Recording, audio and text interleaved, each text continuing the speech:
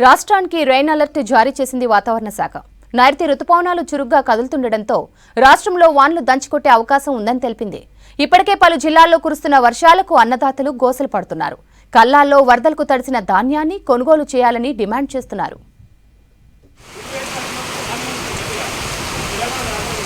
రుతుపవనాలు చురుగ్గా కదులుతున్నాయని చెప్తున్నారు వాతావరణ శాఖ అధికారులు. ఇప్పటికే కేరళను తాకిన రుతుపవనాలు మరో 3-4 రోజుల్లో రాష్ట్రంలోకి ప్రవేశించనున్నాయని తెలిపారు.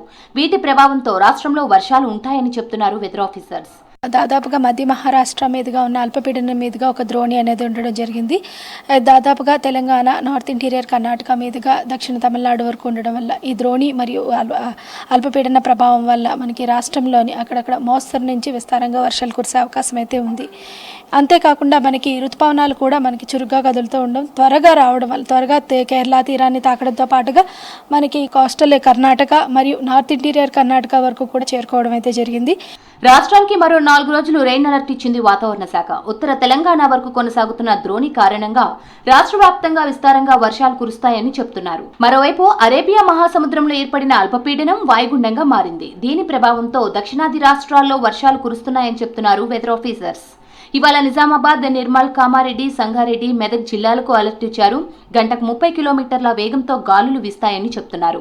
ఈ ఋతుపవనాల యొక్క ప్రభావం మరియు ఈ ద్రోణుల యొక్క ప్రభావం కొద్ది ఉండడం వల్ల రాష్ట్రంలోని 4 రోజులు కూడా విస్తారంగా వర్షాలు కురిసే అవకాశం ఉంది. నిజామాబాద్, కామారెడ్డి, వికారాబాద్, అదేవిధంగా మహబూబ్నగర్ జిల్లాలకి అక్కడక్కడ 1-2 చోట్ల భారీ వర్షపాతం ఉండే అవకాశం ఉంది. అలాగే నల్గొండ, సూర్యాపేట, నాగర్ కర్నూల్, జోగులాంబ గద్వాల్, ఇదేవిధంగా రంగారెడ్డి, మేడ్చల్, మల్కాజ్గిరిలో అక్కడక్కడ ఉరుములు మెరుపులతో కూడిన వర్షపాతం, దీంతో పాటు ఈదురుగాలులు గంటకు 30-40 కిలోమీటర్ల వేగంతో వీచే అవకాశం ఉన్నందున ఆ జిల్లాల్లో ఎల్లో అలర్ట్ అయితే జారీ చేయడం జరిగింది. ఉమ్మడి ఆదిలాబాద్ జిల్లాలో వర్షాలు దంచుకొడుతున్నాయి. నిర్మల్ జిల్లా కుంటాల, బైంసా మండలాల్లోని ఆయా గ్రామాల్లో గత 2 రోజులుగా భారీ వర్షాలు కురిశాయి. కొనుగోలు కేంద్రాల్లోకి వరద నీరు చేరింది. వానలకు ఆరబోసిన ధాన్యం తడిసి ముద్దైంది. ధాన్యం మొలకలు రావడంతో రైతులు ఆందోళన వ్యక్తం చేస్తున్నారు. 10 రోజుల నుంచి ధాన్యం కొనుగోలు చేపట్టకపోవడంతో తీవ్రంగా నష్టపోయినట్లు తెలిపారు. కోతల పేరిట తమను నిలువునా దోచుకుంటున్నారని అన్నారు. ప్రభుత్వం తమను ఆదుకోవాలని కోరుతున్నారు రైతులు. అట్లు మొత్తం మొలక రావడం జరిగింది. ప్రభుత్వం ఎటువంటి సహకారం లేదు. ఇప్పటికీ మాకు సంచులు ఇవ్వడం లేదు, మరియు కాట కరెక్ట్ జరగడం లేదు. వర్షాకాలం వల్ల లారీలో కూడా రావడం లేదు. మాకు ప్రభుత్వం సహకరించాలి. మాకు రైస్ మిల్కి వెళ్ళిన తర్వాత కూడా రైస్ మిల్ వాళ్ళు మాకు వడ్లు కట్ చేయడం జరుగుతున్నది. సంచికి 3-4 కిలోలు అలా కట్ చేయడం జరుగుతున్నది. ప్రభుత్వం అలా కట్ కాకుండా చూడాల్సిందిగా కోరుతున్నాం. మేడ్చల్ జిల్లాలో కుండపోత వర్షం కురిసింది. నాగారం, దమ్మాయిగూడ, ఈసీఐఎల్ ఏరియాలో ఈదురుగాలులతో కూడిన వాన పడింది. రోడ్లన్నీ జలమయమయ్యాయి. పలు చోట్ల ట్రాఫిక్ జామ్ అయింది. దీంతో వాహనదారులు తీవ్ర ఇబ్బందులు ఎదుర్కొన్నారు. ఢిల్లీలో ఇవాళ కేసీ వేణుగోపాల్తో సమావేశమయ్యారు CM Revanth, PCC chief Mahesh Kumar. రేపు మరోసారి భేటీ కానున్నారు. రాష్ట్రంలో చేపట్టనున్న అభివృద్ధి ప్రాజెక్టులకు సహకరించాలని ప్రధాని సహా కేంద్ర మంత్రులను సీఎం రిక్వెస్ట్ చేశారు. రాష్ట్రంలో విద్య, ఆరోగ్య రంగాలకు ప్రాధాన్యత ఇస్తున్నట్లు చెప్పారు మంత్రులు. 10 ఏళ్ల పాలనలో పేదల సంక్షేమంను బీఆర్ఎస్ గాలి కొదిలేసిందని ఫైర్ అయ్యారు కాంగ్రెస్ ఎమ్మెల్యేలు.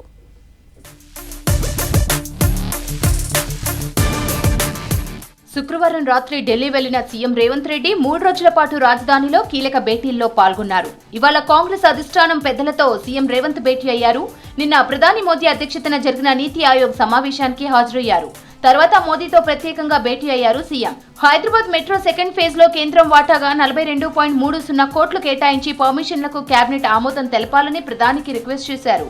RRR, రీజనల్ రింగ్ రోడ్డుకు సమాంతరంగా రైల్వే లైన్ ప్రాజెక్టులకు అనుమతులు ఇవ్వాలని కోరారు.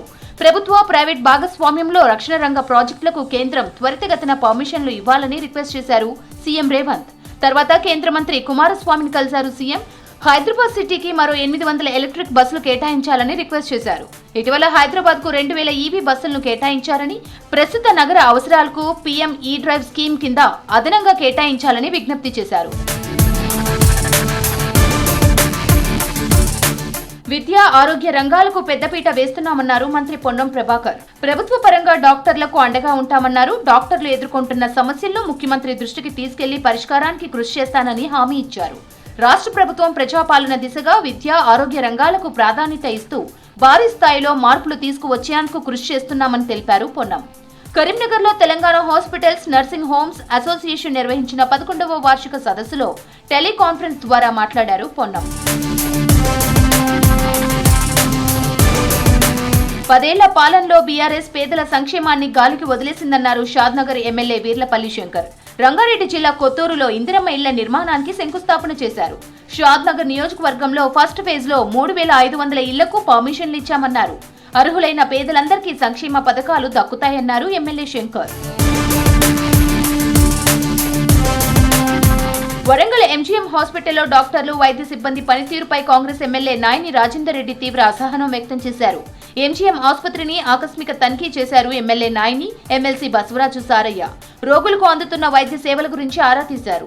హాస్పిటల్లోని సేవల గురించి కొందరు రోగులు ఎమ్మెల్యే నాయని దృష్టికి తీసుకెళ్లారు. డాక్టర్లు, ఇతర వైద్య సిబ్బంది తమ పనితీరును ఇప్పటికైనా మార్చుకోకపోతే బదిలీపై వెళ్లాలని హెచ్చరించారు ఎమ్మెల్యే. బాగలేదు, మీ పద్ధతి కూడా బాగలేదు. మేము వస్తాం కానీ మాకు ఎవరు లేకుంటే మేము వచ్చాక ఫోన్ చేసి పిలుస్తారా?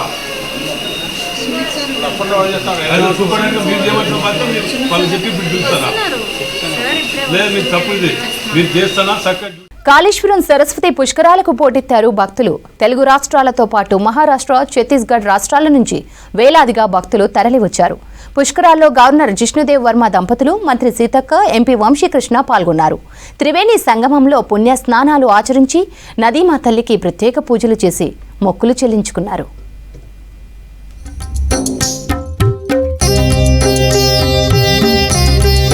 జయశంకర్ భూపాలపల్లి జిల్లా కాళేశ్వరం సరస్వతి పుష్కరాలకు భక్తులు పోటెత్తారు. రేపటితో పుష్కరాలు ముగుస్తుండటంతో పెద్ద ఎత్తున తరలివచ్చారు భక్తులు. ఆదివారం సెలవు రోజు కావడంతో తెల్లవారుజాము నుండే తెలుగు రాష్ట్రాలతో పాటు మహారాష్ట్ర, ఛత్తీస్గఢ్ రాష్ట్రాల నుంచి వేలాదిగా వచ్చారు. త్రివేణి సంగమంలో పుణ్యస్నానాలు ఆచరించి నదీమ తల్లికి ప్రత్యేక పూజలు చేసి మొక్కులు చెల్లించుకున్నారు. శ్రీ కాళేశ్వర ముక్తీశ్వర స్వామి ఆలయంలో స్వామివారి దర్శనానికి క్యూ లైన్లో బారులు తీరారు భక్తులు.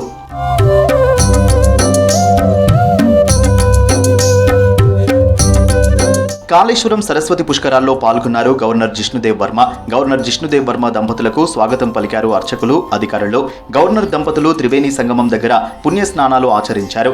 ఆ తర్వాత సరస్వతి ఏకశిలా విగ్రహాన్ని దర్శించుకున్నారు. కాళేశ్వర ముక్తీశ్వర స్వామి ఆలయంలో గవర్నర్ ప్రత్యేక పూజలు చేశారు.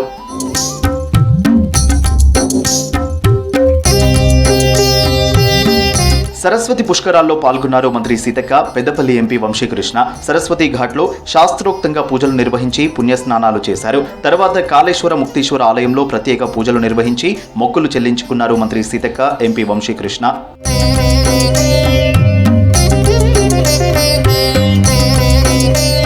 కాళేశ్వరం సరస్వతి పుష్కరాల్లో సాయంత్రం నదీ హారతి కార్యక్రమం కన్నుల పండుగగా జరిగింది. పుష్కర ఘాట్ దగ్గర నదీ హారతికి ప్రత్యేక ఏర్పాట్లు చేశారు. కార్యక్రమంలో మంత్రి సీతక్క, ఎంపీ వంశీకృష్ణ, నేతలు, భక్తులు పెద్ద సంఖ్యలో పాల్గొన్నారు.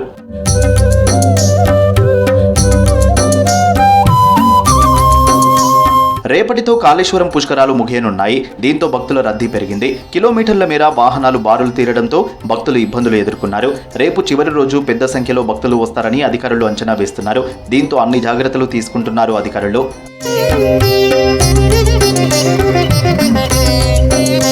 ఎమ్మెల్సీ కవిత లేఖ తర్వాత ఎర్రవల్లి ఫామ్ హౌస్ లో కేసీఆర్ తో కేటీఆర్ భేటీ అయ్యారు.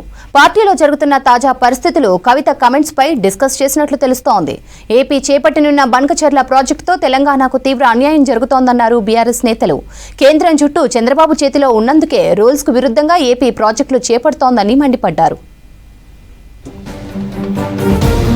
ఎమ్మెల్సీ కల్వకుంట్ల కవిత లేఖ బీఆర్ఎస్ లో కలకలం సృష్టిస్తోంది. గజ్వేల్లోని ఎర్రవల్లి ఫామ్ హౌస్ లో బీఆర్ఎస్ చీఫ్ కేసీఆర్ తో భేటీ అయ్యారు వర్కింగ్ ప్రెసిడెంట్ కేటీఆర్. పార్టీలో జరుగుతున్న తాజా పరిస్థితులు, కవిత రాసిన లేఖ, ఆమె చేసిన కామెంట్స్ పై కేసీఆర్ తో చర్చించినట్లు తెలుస్తోంది. కాళేశ్వరంపై కమిషన్ నోటీసు అంశంపై కూడా డిస్కషన్ చేసినట్టు సమాచారం. 28న అమెరికాలోని డల్లాస్ లో బీఆర్ఎస్ రజతోత్సవ వేడుక జరగనుంది. అక్కడికి కేటీఆర్ వెళ్లనున్నారు. ఈ అంశంపై కూడా కేసీఆర్ తో కేటీఆర్ చర్చించినట్టు తెలుస్తోంది. కేంద్రం జుట్టు చంద్రబాబు చేతిలో ఉన్నందుకే రూల్స్ కు విరుద్ధంగా ప్రాజెక్టులు కడుతున్నారని విమర్శించారు మాజీ మంత్రి హరీష్ రావు. బనకచెర్ల ప్రాజెక్టుతో తెలంగాణకు తీవ్ర అన్యాయం జరుగుతోందన్నారు. పోలవరం ప్రాజెక్టుకు జాతీయ హోదా ఇచ్చి పాలమూరు రంగారెడ్డి, సీతారామ ప్రాజెక్టులకు జాతీయ హోదా ఎందుకు ఇవ్వరని ప్రశ్నించారు. తెలంగాణకు అన్యాయం జరుగుతుంటే కిషన్ రెడ్డి, బండి సంజయ్ ఏం చేస్తున్నారని నిలదీశారు హరీష్ రావు. అసలు కేంద్ర ప్రభుత్వం ఎందుకు నిద్రపోతా ఉంది? ఏ ఒక్క అనుమతి లేకుండా నియమ నిబంధనలన్నీ బుల్డోజ్ చేస్తూ కేంద్రం జుట్టు తన చేతుల్లో ఉంది అని చెప్పి ఇష్టారీతిన రాత్రికి రాత్రి ప్రాజెక్టు రూపకల్పన చేసి ఇవాళ టెండర్లు పిలిచి ముందుకు పోతా ఉన్నారు. ఇది ఎక్కడి పద్ధతి అని నేను అడుగుతా ఉన్నా. కవిత కొత్త పార్టీ పెట్టబోతున్నారనే ప్రచారం కేవలం ఊహాజనితమేనన్నారు ఎమ్మెల్యే గంగుల కమలాకర్. పార్టీ పెట్టుకునే అధికారం ఎవరికైనా ఉందన్నారు. అంతర్గత విషయాలను బహిర్గతం చేయకూడదన్న కేటీఆర్ అభిప్రాయంతో తాము ఏకీభవిస్తున్నామన్నారు గంగుల.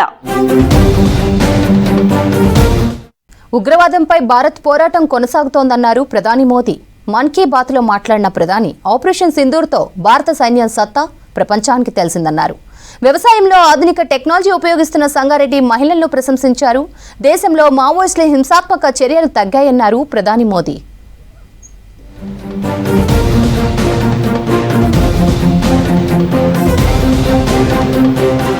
ఆపరేషన్ సింధూర్తో భారత సైన్యం సత్తా ప్రపంచానికి తెలిసిందన్నారు ప్రధాని నరేంద్ర మోదీ. మన్ కీ బాత్ 122వ ఎపిసోడ్లో పాల్గొన్న ప్రధాని మన సైన్యం ధైర్య సాహసాలు చూసి ప్రతి భారతీయుడు గర్విస్తున్నాడని చెప్పారు. ఆపరేషన్ సింధూర్ ప్రజల జీవితాల్లో భాగమైందన్నారు. దేశ ప్రజలు తమ పిల్లలకు సింధూర్ పేరు పెడుతున్నారని చెప్పారు. శత్రు దేశంపై పోరాటంలో దేశమంతా ఐక్యంగా ఉందన్నారు మోదీ.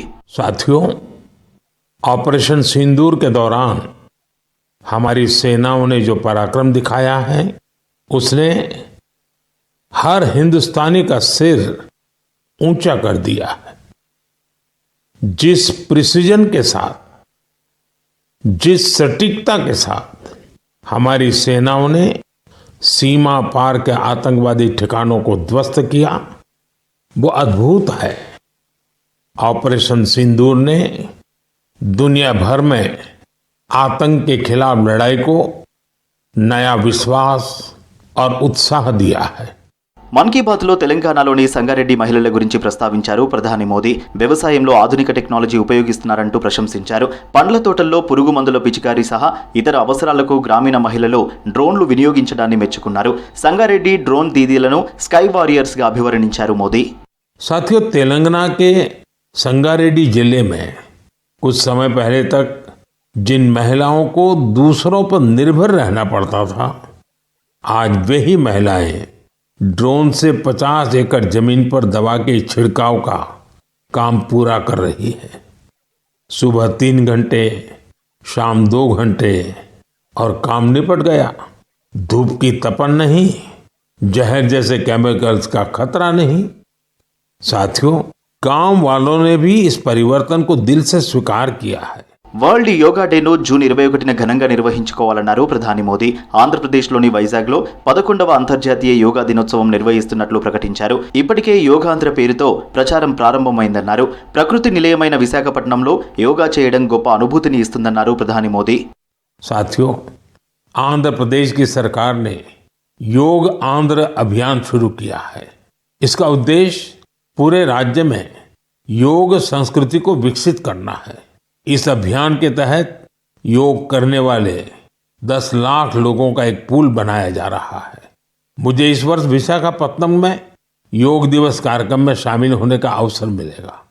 मुझे जानकर अच्छा लगा कि इस बार भी हमारे युवा साथी देश की विरासत से जुड़ी आइकॉनिक प्लेसेस पर योग करने वाले हैं. దేశంలో మావోయిస్టుల హింసాత్మక చర్యలు తగ్గాయన్నారు ప్రధాని మోదీ. దంతెవాడలో భద్రతా దళాల పోరాటాన్ని కొనియాడారు. నక్సలిజం నిర్మూలనలో భారీ విజయం సాధించామని చెప్పారు. నక్సలిజంపై పోరాటం కొనసాగుతోందన్నారు. మహారాష్ట్ర గడ్చిరోలి జిల్లాలోని కటేజరి గ్రామానికి తొలిసారి బస్సు వెళ్లిందన్నారు. ఆర్టీసీ బస్సు రాకతో ఆ చుట్టుపక్కల ప్రాంతాల ప్రజలు జీవితాలు మారతాయన్నారు ప్రధాని. जहाँ पहली बार एक बस पहुंची, इस दिन का वहां के लोग वर्षों से इंतजार कर रहे थे. और जब गांव में पहली बार बस पहुंची तो लोगों ने ढोल नगाड़े बजाकर उसका स्वागत किया. बस को देखकर लोगों की खुशी का ठिकाना नहीं था. गांव में पक्की सड़क थी, लोगों को जरूरत थी, लेकिन पहले कभी यहां बस नहीं चल पाई थी. क्यों? क्योंकि ये गांव माओवादी हिंसा से प्रभावित था. తేనె ఉత్పత్తిలో భారత్ గణనీయమైన వృద్ధి సాధించిందన్నారు ప్రధాని మోదీ. గత 11 ఏళ్లలో తేనె ఉత్పత్తి 60% పెరిగిందన్నారు. దేశంలో సింహాల సంఖ్య భారీగా పెరుగుతోందన్నారు మోదీ. 5 ఏళ్లలో గుజరాత్లోని గిరిలో సింహాల సంఖ్య 674 నుంచి 891కి చేరిందన్నారు ప్రధాని మోదీ.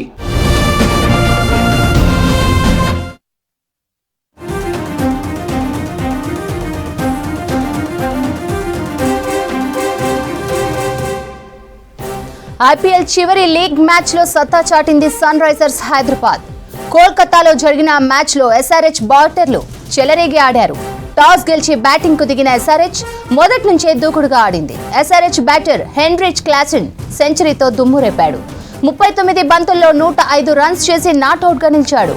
హెడ్ 40 బాల్స్ లో 76, అభిషేక్ 16 బంతుల్లో 32 పరుగులతో దూకుడుగా ఆడారు. దీంతో 20 ఓవర్లలో 278 పరుగులు చేసింది sun Risers Hyderabad.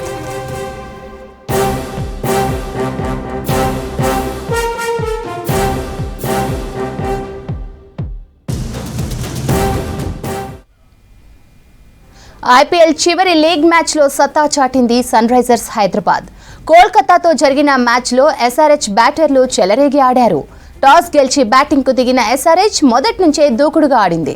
SRH batter Heinrich Klaasen సెంచరీతో దుమ్ము లేపాడు. 39 బంతుల్లో 105 రన్స్ చేసి నాట్అవుట్ గా నిలిచాడు. హెడ్ 40 బాల్స్ లో 76, అభిషేక్ 16 బంతుల్లో 32 పరుగులతో దూకుడుగా ఆడారు. దీంతో 20 ఓవర్లలో 278 పరుగులు చేసింది సన్ రైజర్స్ హైదరాబాద్.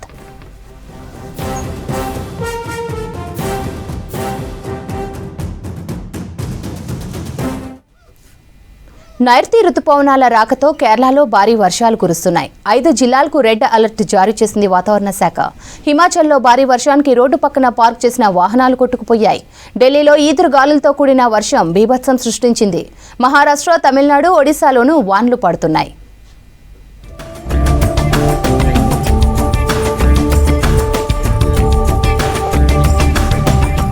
నైరుతి రుతుపవనాల రాకతో దక్షిణాది రాష్ట్రాల్లో భారీ వర్షాలు కురుస్తున్నాయి. ముఖ్యంగా కేరళలో కుండపోత వానలు పడుతున్నాయి. కేరళలోని 5 జిల్లాలకు రెడ్ అలర్ట్ జారీ చేసింది వాతావరణ శాఖ. ప్రజలు అప్రమత్తంగా ఉండాలని హెచ్చరించారు అధికారులు. అలాగే కర్ణాటక, గోవాలోనూ భారీ వర్షాలు పడతాయంది ఐఎండీ.